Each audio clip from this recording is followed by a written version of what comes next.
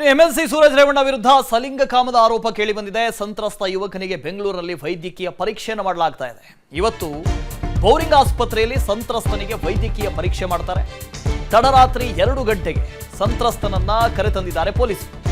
ಸಂತ್ರಸ್ತನನ್ನ ಬೆಂಗಳೂರಿಗೆ ಕರೆತಂದಿದ್ದಾರೆ. BP, sugar, ದೇಹದ ಮೇಲೆ ಕಚ್ಚಿದಂತ ಕಲೆಗಳ ಬಗ್ಗೆ ಪರೀಕ್ಷೆ ಮಾಡ್ತಾರೆ.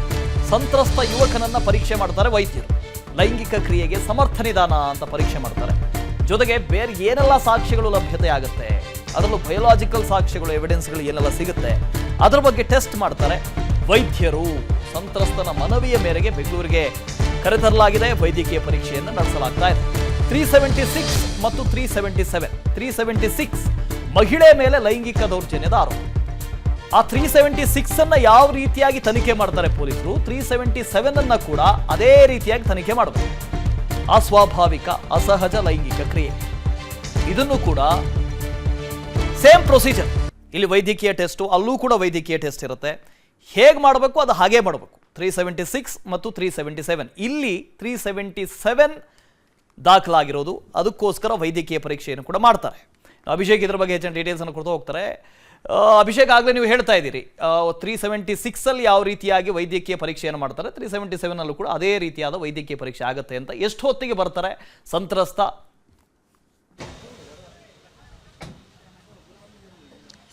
ಈಗಾಗಲೇ ಹಾಸನದ ಪೊಲೀಸರು ಕೂಡ ಬೌರಿಂಗ್ ಆಸ್ಪತ್ರೆಗೆ ಬಂದಿದ್ದಾರೆ ಮತ್ತು ಸಂತ್ರಸ್ತರನ್ನು ಕೂಡ ಈಗಾಗಲೇ ಕರೆತಂದಿರುವಂಥದ್ದು. ಸುಮಾರು 10 ಗಂಟೆಯ ಸಂದರ್ಭದಲ್ಲಿ ವೈದ್ಯರು ಕೂಡ ಆಗಮಿಸಿದ ಬಳಿಕ ನಂತರ ಒಂದು ವೈದ್ಯಕೀಯ ಪರೀಕ್ಷೆ ನಡೆಯಲಿದೆ ಅಂತಲೇ ಹೇಳ್ಬೋದಾಗಿದೆ. ಅಂದರೆ ಹೆಚ್ಚು ಕಡಿಮೆ ಒಂದೂವರೆ ಗಂಟೆಗಳ ಕಾಲ ಈ ಒಂದು ಪರಿಶೀಲನೆ ಮುಂದುವರಿಯುತ್ತೆ.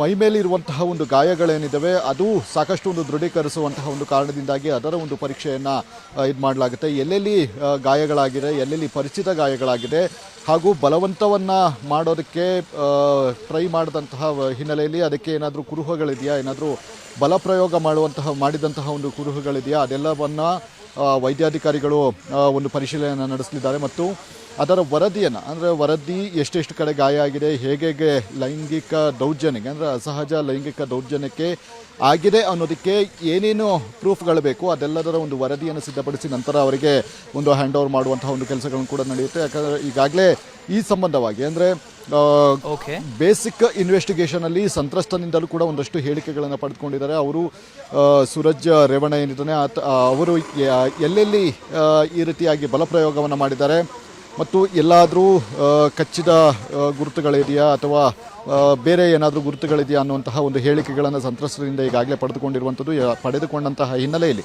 ಅದನ್ನು ಈಗಾಗಲೇ ಲಿಸ್ಟ್ ಔಟ್ ಮಾಡಿದ್ದಾರೆ. ಆ ಲಿಸ್ಟ್ ಔಟ್ಗಳನ್ನು ಕೂಡ ಪೊಲೀಸರು ವೈದ್ಯಾಧಿಕಾರಿಗಳಿಗೆ ನೀಡ್ತಾರೆ. ಅಲ್ಲಿ ಅವರ ಅನತಿಯಂತೆ ಇಂತಹ ಕಡೆ ಸಂತ್ರಸ್ತ ಹೇಳಿಕೆಗಳನ್ನು ಕೊಟ್ಟಿದ್ದಾನೆ, ಇಂತಹ ಕಡೆ ಗಾಯಗಳಾಗಿದೆ, ಇದು ನಿಜವಾಗಿಯೂ ಅಸಹಜವಾದಂತಹ ಲೈಂಗಿಕ ದೌರ್ಜನ್ಯಕ್ಕೆ ಆಗಿದ್ದಂತಹ ಅಥವಾ ಬೇರೆ ರೀತಿಯ ಗಾಯಗಳ ಅನ್ನುವಂತಹ ಒಂದು ಪ್ರಶ್ನೆಗಳನ್ನು ಕೂಡ ವೈದ್ಯಾಧಿಕಾರಿಗಳು ಒಂದು ಪರಿಶೀಲನೆ ನಡೆಸುವಂತಹ ಮುಖಾಂತರ ಇದಕ್ಕೆ ಮಾಡ್ತಾರೆ. ಹೀಗಾಗಿ ಸದ್ಯ ಇನ್ನೇನು ಕೆಲವೇ ಕ್ಷಣದಲ್ಲಿ ಒಂದು ಮೆಡಿಕಲ್ ಟೆಸ್ಟ್ ಕೂಡ ನಡೆಯುತ್ತೆ, ಸತ್ಯಾಸತ್ಯತೆ ಹೊರಬರಲಿದೆ. Vasudev. Okay, thank you Abhishek. ಅನುಕ್ಷಣದ ಸುದ್ದಿಗಳಿಗಾಗಿ Vistara news YouTube channel subscribe ಮಾಡಿ. ಹೊಸ ಸುದ್ದಿಗಳ ನೋಟಿಫಿಕೇಶನ್ಗಾಗಿ ಬೆಲ್ ಐಕಾನ್ ಕ್ಲಿಕ್ ಮಾಡಿ. ಲೇಟೆಸ್ಟ್ ಅಪ್ಡೇಟ್ಸ್ಗಾಗಿ www.vistaranews.com ವೆಬ್ಸೈಟ್ಗೆ ವಿಸಿಟ್ ಮಾಡಿ. ಅಂಗೈಯಲ್ಲೇ ಜಗತ್ತಿನ ಸುದ್ದಿ ತಿಳಿಯಲು Vistara news Kannada app download ಮಾಡಿ.